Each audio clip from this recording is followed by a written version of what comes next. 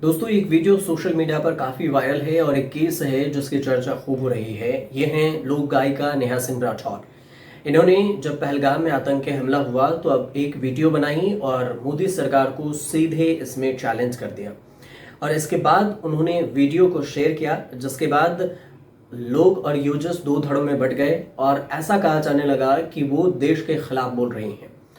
उन्होंने कहा कि जो उस वीडियो में था उसमें उन्होंने जिक्र किया कि जो कहते हैं कि हम रूस और यूक्रेन का वार रुकवा सकते हैं, वो अब तक पाकिस्तान पर अटैकर क्यों नहीं है और पाकिस्तान पर एक्शन क्यों नहीं ले रहे हैं। उन्होंने एक वीडियो शेयर किया था। इसके बाद इस पर विवाद हुआ। नेहा सिंह राठौर पर एफआईआर भी दर्ज की गई। कई जगह पर एफआईआर हो गया उनके खिलाफ। यूपी में, जैसे उत्तर प्रदेश में भी, जो लखनऊ में वहाँ हो गया, गाजियाबाद में हो गया। तो इसमें इस केस के सिलसिला अभी जारी ही था, वाद विवाद के। इस बीच में उन्होंने कई सारे वीडियो सोशल मीडिया पर डाले हैं।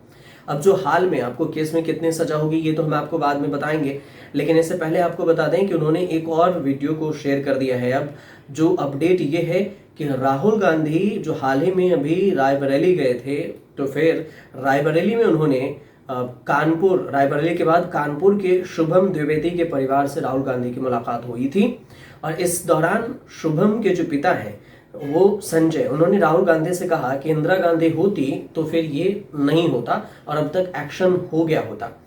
तो ये जो पहलगाम में जो आतंकी हमले में मारे गए शुभम हैं, उनके पिता का कहना हुआ कि इंदिरा गांधी होती तो फिर ऐसा नहीं होता और अभी तक अगर ऐसा हो गया होता तो फिर पाकिस्तान की अभी तक खैर नहीं होती, लेकिन मोदी सरकार चुप बैठे हैं। इसके बाद अब नेहा सिंह राठौर का रोल ये है कि इन्होंने राहुल गांधी का ही ये पोस्ट को शेयर किया है और वो लिखती हैं कि तो क्या अब आईटी सेल और अंधभक्त शुभम के पिता को भी अपमानित कर सकते हैं?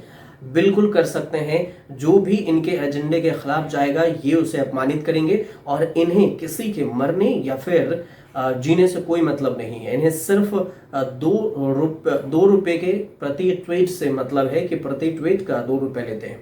इसके अलावा उन्होंने अयोध्या में नेहा सिंह राठौर पर केस दर्ज हुआ। उनका जो लगातार सोशल मीडिया हैंडल पर है, कई सारे ट्वीट हैं, जिसमें एक जो सबसे रिसेंट ट्वीट है ये राहुल गांधी का पोस्ट उन्होंने शेयर किया। इसके बाद उन्होंने एक पोस्ट लिखा और इस पोस्ट में अपनी फोटो पोस्ट करते हुए लिखती हैं कि 1000 बर्क गिरे लाख आंधियां उठे, वो फूल खिल के रहेंगे जो खिलने वाले हैं। शायरी से भी ये पोस्ट कर रही हैं और सरकार को घेरने की कोशिश कर रही हैं। इसके बाद इन सारे केस के बीच में उन्होंने जो एक पोस्ट किया है उसमें कपिल सिब्बल से मिलते नजर आ रहे हैं। हो सकता है कि कपिल सिब्बल ही इनका केस लड़े, लेकिन ये भी बता दें कि इस पोस्ट में कपिल सिब्बल के साथ उनका फोटो है और उसके बाद ये लिखती हैं कि आप अपने देश, संविधान और अधिकारों के लिए लड़ना शुरू तो कीजिए, आप कभी अकेले नहीं रहेंगे। मेरा मनोबल बढ़ाने के लिए शुक्रिया कपिल सर। तो ये इन्होंने पोस्ट किया है। अब आपको बताते हैं ये कि नेहा सिंह राठौर पर जिन धाराओं में केस हुआ है उन धाराओं में जो सजा है वो कितनी हो सकती है। देखिए, इन पर जो कुल मिलाकर जो धारा है 11 धाराएं लगाई गई हैं, जिसमें देशद्रोह की भी बात हुई है इसमें एफआईआर में। इसमें बीएनएस की धारा है 196 एक ए है, 196 एक बी है, 197 एक ए है, 197 एक बी है, 197 एक सी, 197 एक डी, 100 और इसके अलावा 353 एक सी है और 302 भी है। इसके अलावा बीएनएस की धारा है 152 और फिर सूचना प्रौद्योगिकी अधिनियम है 2008 की धारा 69 ये भी धारा इन पर लगाया गया है। अब इन सब धाराओं को अगर देख लिया जाए तो इसमें जो सबसे जो एक धारा है उसमें है शांति भंग करने की धारा। इस धारा में अगर इन पे सजा होती है तो इस पर जो इस अपराध के लिए 3 साल की कैद या जुर्माना दोनों हो सकता है इन्हें।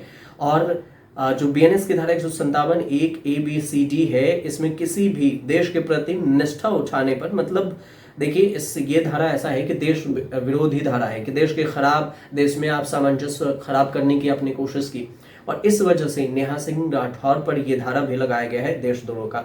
अब 353, 302 और 152 की धारा में जो है सार्वजनिक उपद्रव फैलाने की धारा, ये सब है धार्मिक भावनाओं को आहत करने की।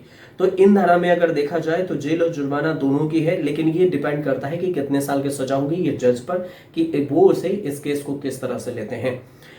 अब ये पूरा मामला है, एफआईआर हो चुकी है, केस भी चल रहा है। अब देखना ये है कि नेहा सिंह के पर जो एफआईआर दर्ज हुए हैं उस पर क्या कुछ जजमेंट आता है अगर कुछ अपडेट आएगा तो हम आपको ज़रूर बताएंगे। फिलहाल आप हमारे साथ जुड़े रहिए और देखते रहिए फ्री न्यूज़ बॉक्स।